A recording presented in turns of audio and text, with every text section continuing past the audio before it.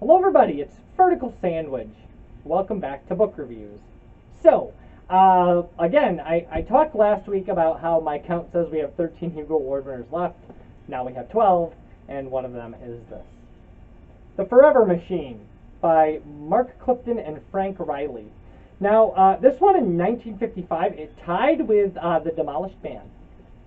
I actually think these might have been the only two nominees that year. They just gave it to both of them, I think.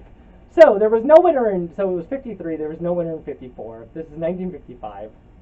Forever Machine ties with The Demolished Man. Boom. There we go. Okay. That being said, now, the government ordered it built, a thinking machine that could foresee catastrophe and eliminate human error. But Joe Carter, a student trainee at the research center undertaking the project, had other ideas. By telepathically influencing the minds of the scientists, he could create a machine that would make ordinary people telepathic and immortal. Okay, so the way that this goes is there is a boy who is a telepathic, and he learns pretty early that he kind of needs to hide that from people. And that actually is really interesting, the opening of the book, where this guy is interviewing him and watching the kid change his responses to questions based on the expectations in his mind is fantastic. It's really good. It's really clever. So for 50 sci-fi, boom, blown wide open. This is really cool. I roll my eyes whenever there's telepathy involved. There is telepathy involved in a lot of stuff. I mean, there really is. I mean, just what is it? What's the Childhood's End by Arthur C. Clarke is the book where he apologized for telepathy. So I'm sorry. But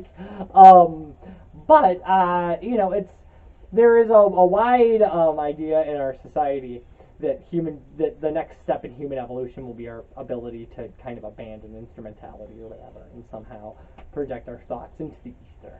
And true or not, we have nothing physiologically to back that up, that somehow the human mind is capable of telepathy as it advances. But science fiction writers have really run with that, and it certainly makes for interesting science fiction. So this is a book about a kid who is a telepathic. And yes, so the idea is that scientists, weapons, the military has asked for a while about what they want is essentially like something that can, a brain that can make a missile, evaluate its options in a way like a human pilot, right? And scientists have said, well, that's ridiculous. Like, you can't do that. And this is over and over again in the book. This is the analogy, right? Because a human pilot is a human, right? So what you're asking us to do is build an artificial human brain. And the military says, well, yeah, but just do that. Do that. And so one scientist kind of gets roped into this, and this telepathic student ends up going like, yeah, I think we can. And so these people start building an AI that essentially becomes, this is really crazy. Like, it's really crazy. It becomes like the ultimate psychotherapist, right? So you hook a person up to it, and if they're willing to let go of their preconceived notion, this thing can make them immortal and just psychic. But it also blows their humanity away. Like, just blows it away. Because once you strip away all the things that make us not psychic and not immortal, what you get is somebody who just doesn't understand the societal norms at all. So people who walk around without clothing on and just go like, I don't understand why you people are getting so uptight. Like, I'm not cold, therefore I don't need clothes.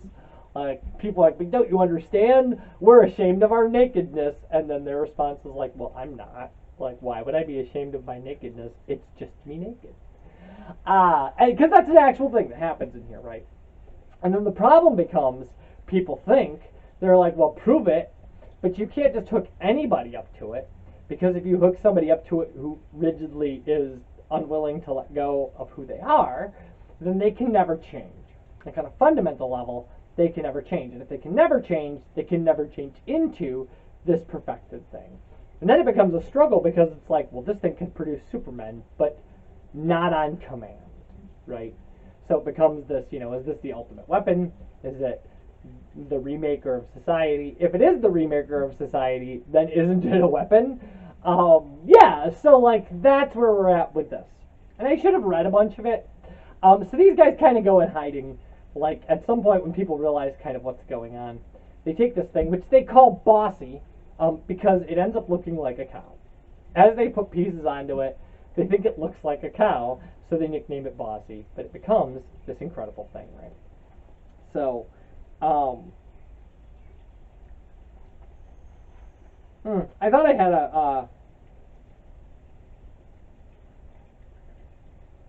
it was not, okay, so they've got this thing built, and they decide to hook this lady up to it, right? That their landlord in this place where they're hiding out and using, like, kind of illegal stuff to procure things. It was not expected that the psychosomatic therapy would go smoothly. Carney greeted the announcement. Carney is the male friend of their landlady, Mabel. Carney greeted the announcement that Mabel would undergo the test with flat-footed opposition. His suspicion and resentment came close to the surface and showed itself in alternating sulks, and his forbidding Mabel to have anything to do with Bossy, and then in actual threats to do his plain civic duty and turn them all into the feds.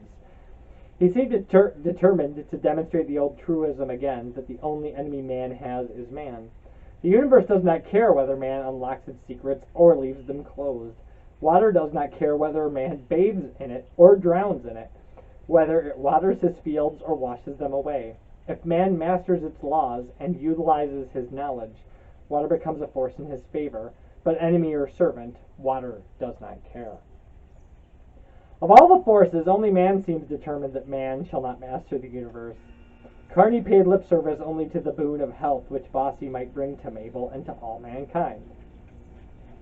He could react only that Mabel had deserted him, had gone over to these men from the other side of the tracks. It was a bitter realization that his long friendship with her counted for so little.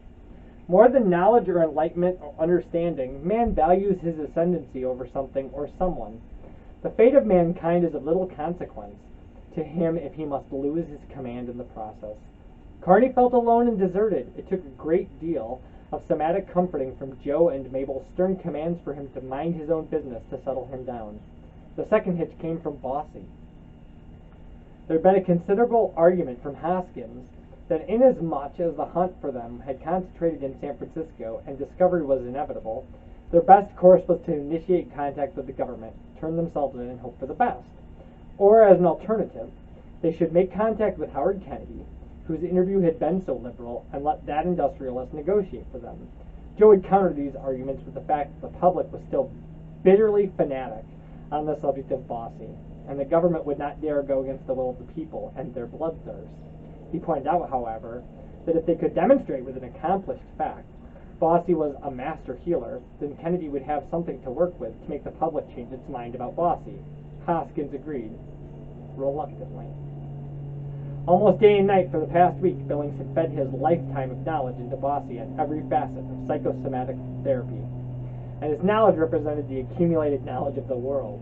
It was therefore a bitter disappointment that their first question to Bossy for an estimate of time required for the therapy on Mabel should cause an instant flashback of an unwanted answer. Insufficient data. Okay, so yeah, they're trying to hook a lady up to this computer and make her like a super person. And they do. Mabel as the first test case works great. It's subsequent things that don't work so well. But, yeah. Like, and then the book kind of falls into, and here's the thing, this is the wonderful thing about doing this. And I would suggest this. If you ever go like, wow, this is a crazy thing this person did, like read all the Hugo Award winners, I would strongly suggest that you read all the Hugo Award winners. And then this is why. Is because Hugo Award winners don't exist in a vacuum, right? Like, just like anything else doesn't. If you decide that what you want to do is listen to music of the late 60s and 70s, what you're going to find is you're going to start hearing a bunch of things echoed, where you go like, oh wow, the Pretty Things SF Sorrow sounds a lot like later Pink Floyd, and things like that. And the reason is it's not because that necessarily, like, people are copying one another as much as that they're hanging out. And that, like, when you listen to T-Rex and you're like, there's like Beatles stuff going on, and then you realize that when they shot their movie, part of the movie was shot at Paul McCartney's house because they were really good friends. Like, you just go, oh, I get it. Like, British music doesn't exist in a vacuum, right?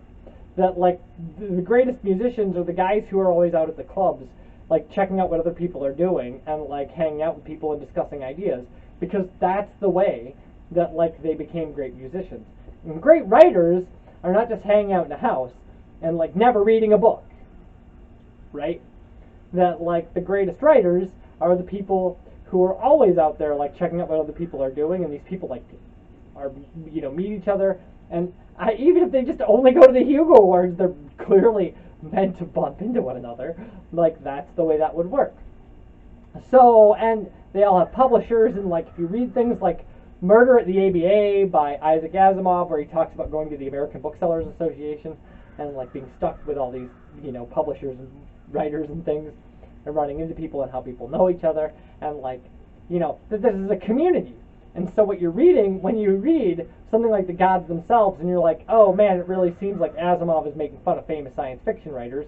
He is. He's picking fun of his friends. So, like, he knows these people. And so when you read this and you go, oh man, I see a lot of kind of blah blah blah and blah blah blah, because you do. Like, there's a lot of Stranger in a Strange Land in here. And we've talked about how these things, you know, kind of influence one another. Yeah. But it's ridiculous to think Heinlein never read this. Like, why would Heinlein not have read this? Like, and, yeah, like, this was published while Heinlein was just writing, you know, stuff. So, like, the idea that somehow Connie Willis never read Heinlein, or that, like, you know, N.K. Jemisin, or Jemison, never read, like, Connie Willis, like, those things are ridiculous, right? That, like, of course, these people read other people's stuff. And so there's something really cool about seeing the entire genre kind of move through time and influence itself, right?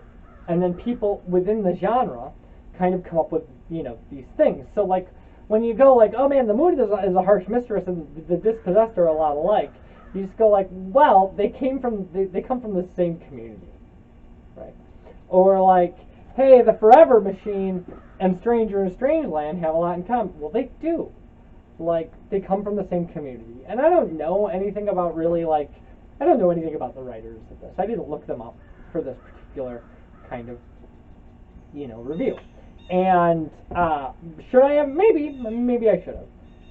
But that's the way this whole thing works, right? And there are birds out here, so what you're hearing is whatever's going on over there. I can't do anything about that. There's just birds out here. There's everything out here. I mean, if you look at my videos, there are turtles, and I've got pictures of, you know, I've got rabbits that are harassing me, frankly turning this yard into like a rabbit stare you down horror movie. But, yeah, so that's what's really cool about reading a chronological list of science fiction books. Now, you don't have to. You could read the Locus Awards if you want, or you could read, you know, the Nebula Awards. And if somebody wants to read winners of the Nebula Award and start a list like this, I'm all for it. I will be like, hey, you should watch that Nebula Award list. Because you should. I mean, the Hugo Awards just happen to be where I landed. Yeah, so, like, I find it to be a really cool experience to see things reflect themselves and other things as they kind of, you know, as this genre moves through time. And this is a great example because this is a really early book, and these kind of ideas about psychosomatic therapy turning people perfect and making them kind of psychic and things like that have roots in other books. Like, if you've read Childhood's End, it's about that as well. Or if you read kind of, you know, there's psychic powers in The Left Hand of Darkness, which is sitting right here. And the idea that people will become these kind of, that people can be better people, and what that looks like in science fiction, and how those things change or stay the same over time. So yeah, I mean, okay, so this book here, The Forever Machine, it is 350 pages, really quick read. A lot of that has to do with the formatting, though. This is very wide spacing, short chapters, so simple language, no kind of in-depth examination, of things aside from the idea of this kind of, humanity becoming a better version of itself. So, yeah, it was a quick read. I enjoyed it. Very early winner, though. Second year the Hugo Award was given out. So expect earlier science fiction magazine science fiction. It's heavy on action, kind of low on philosophy, which is okay. And yeah, so the next time when we come back, another Hugo Award winner. Bye, everybody.